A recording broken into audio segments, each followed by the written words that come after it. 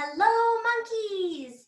This is Miss Sam, and today I have with me Raven and Owl, who are going to help me read a story today. So today our book is going to be The Owl Howl by Paul Friester. One afternoon in the forest, the air was filled with a terrible howl. At first, the animals thought it was an old wolf. The hedgehog was the first to investigate. With all his prickles, he felt very brave. He crept cautiously to the big tree. And it wasn't a wolf, it was a teeny, tiny owl. But she was howling miserably. "What's wrong?" asked the hedgehog. "Did you fall out of your nest?" But the little owl just shook her head and kept on howling. Next, the crow swooped down. "Do you want to play?" he asked the owl. But the little owl just shook her head and kept on howling. Suddenly, there was a rustling in the bushes. "Are you hungry?" asked the squirrel, bursting with curiosity. "I have a nut for you." But the little owl didn't want a nut. She just kept on howling.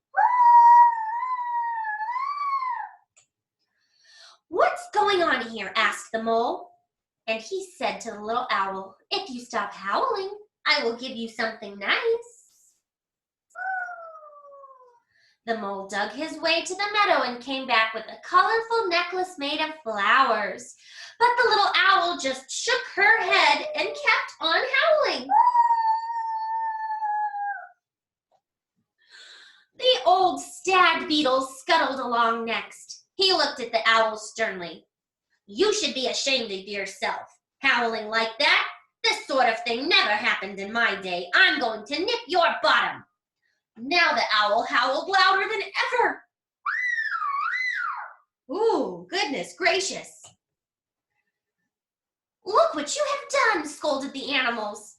The little stag beetle felt terrible and ran to find a large cobweb.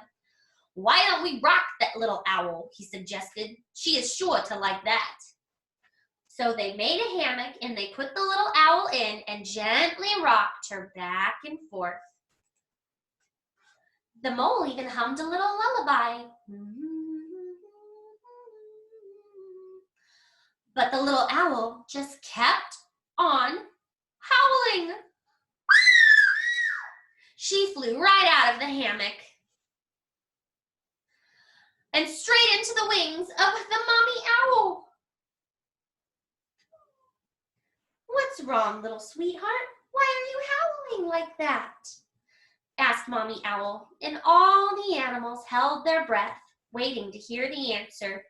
The little owl stopped howling at once. She sniffed a little and cheeped quietly.